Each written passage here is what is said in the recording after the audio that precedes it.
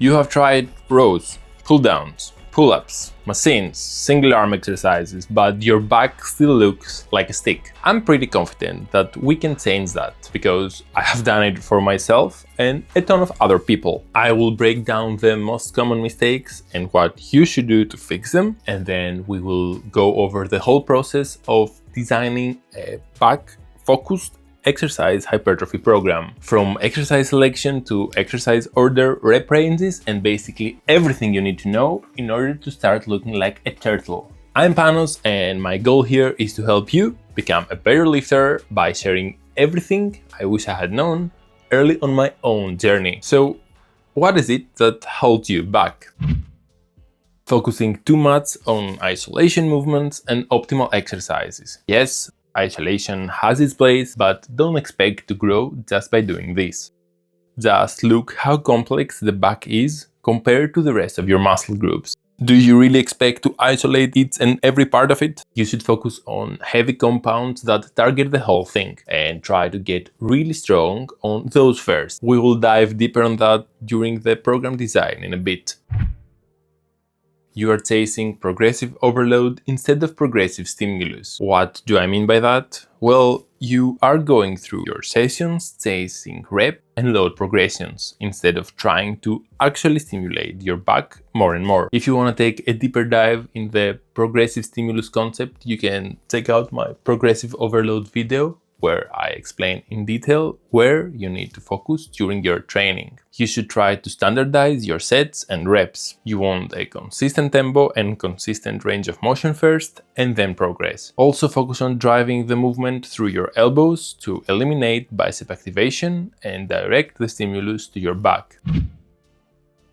Yeah, you might think that you are training in failure, but just check out this set. In the 8th rep, I failed to execute the whole range of motion, but after that, I was able to get another 3 quality reps in, without form breakdown, just by reducing the range of motion.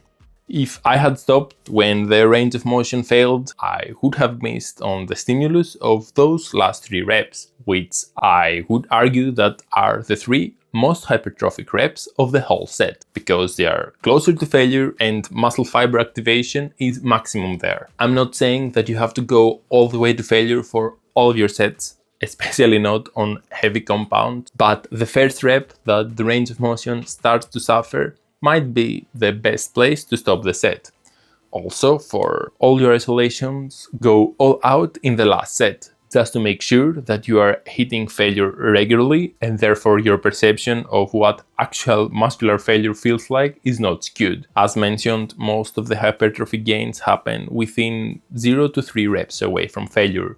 So it is really easy to fall out of the range if you are not putting yourself in a failing situation systematically. Trust me, it is not easy to calculate how many reps you have in the tank. I have been training for more than a decade now, and I still find myself miscalculating reps in reserve. I might finish a set and I'm like, okay, I probably had another 1 or 2 reps. And then I go all out in the next set and I get 2 or 3 more, which means that I miscalculated my reps in the first one for at least 1 or 2. Now let's take a look how we can create a back specialized program design that allows you to grow consistently. Let's go top down, starting from the split. Anything that works your back at least twice per week will do just fine. I would go with a pull-push legs, rest, upper lower rest here. The main idea is that you just have to work your back twice per week. But this specific one has some advantages. You want to hit the muscle groups that you want to prioritize first while you are fresh, rested, and you are basically able to generate the most output. If we had our pull right after our legs, it could be that our leg training would interfere with our back training, and the output and therefore the amount of stimulus that you would have been able to provide would have been lower. Then for our exercises, we want 1 horizontal and 1 vertical movement in each of our sessions. At least 1 heavy free compound like rows, pull-ups, etc. 1 controlled compound and 1 isolation movement on top. So 3 back movements. At least for the pull, where you have more room to play around, because on the upper you also have to train your chest, your triceps, your delts probably. That's pretty straightforward. You just have to find 5 or 6 exercises that fit well within your anatomy. You are probably a better judge of that, but if I was coaching you for the first time, for example, I would put in some bend over rows if you didn't have any issues with your lower back for the horizontal free compound. Then some pull-ups for the vertical free compound, then some chest supported rows that could be a machine, a T-bar row, even like bench supported rows with dumbbells. That doesn't really matter. Then some cable pull downs. If we wanted to target your lats more, I would do a close grip and focus on lat stretch. If we wanted to use it as a compound for the whole back, I would do like an overhand grip. Then for the isolation, some single arm low lat rows, some shrugs, then some lat pull downs with single arm where you can really feel and isolate your lat. Some pullovers, maybe some rear delt flies. Of course, you don't have to do all of them. We will select a few. The general rep range that we want to work within is 6 to 25 reps. Of course, for each and every exercise that will be different, but this is the window that I like to work within because it's not too low, that gets you out of the hypertrophy zone, which is technically 5 to 30 reps, but it's not too high also. And most of that is going to be just 6 to 20 because like after 25, I think that it is really hard to push and approach failure because it just gets psychologically taxing and you're out of the set mentally. Also, depending on if your system can handle like a lot of axial fatigue, I would also integrate some RDLs, which probably will go here. For each of the days, I want one heavy compound and one controlled compound. And it's going to be interchangeable. So in the day that we have a horizontal heavy compound, we're going to have the vertical controlled compound. So the bend over rows are going to go along with the cable pull downs and the pull ups are going to go with the chest supported rows. I'm trying to also explain like the mindset behind designing a program so you can do it yourself, because after a certain point, you know better what works best for you. When you are trying out things, you have to understand like the mentality behind of why am I doing this, why I choose this split, or why I'm not doing just push pull legs. Getting a random program from some random dude in the internet, it's not gonna get you all the gains that you're after. Then on the other pull day, we are gonna do the rest. I chose to put the bend over rows on the pull because we also have RDLs on legs. And after RDLs, I don't think that if you push hard, like your lower back will probably be sore or at least not 100% recover even after 2 days.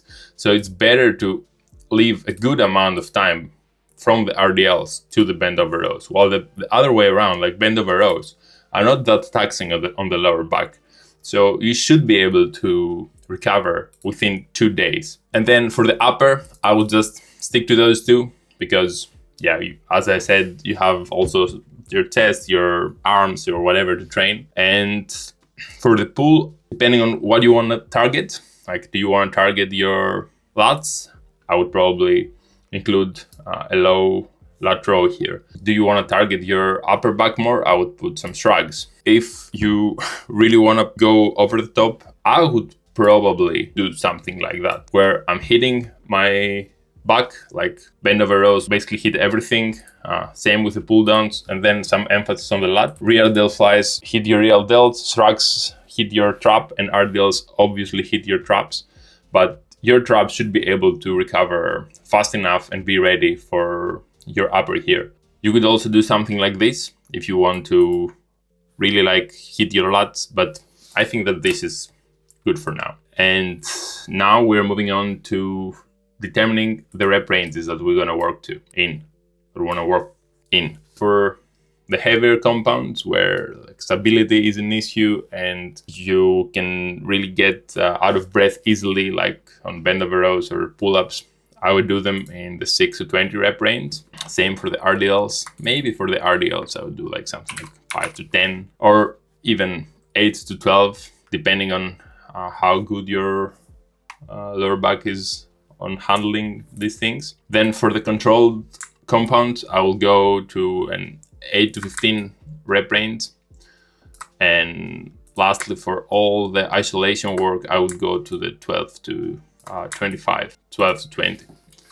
Maybe for the rear delt, you can go up to 25. Why do I do that and we're not just do 6 to 12 everywhere, which is like the bro zone? Just because the research shows that variation is in favor of hypertrophy. Why not work your muscles in different rep ranges? I mean, why not take advantage of it, right? Okay, now we know our exercises, the order of the exercises, we know the rep ranges, and we need to determine the volume. This is really highly individual, and I'll put some numbers there that are a really good starting point, but please experiment with trying out adding a set here and there every a month or two and see how this affects your progress. Start with 2 sets for most of the compounds, maybe 3 sets for the isolation here, and maybe 3 for the low lat rows, but that could be also 2. And then again, like 3 sets for the chest supported rows, because here you only do 2 exercises, so you can benefit from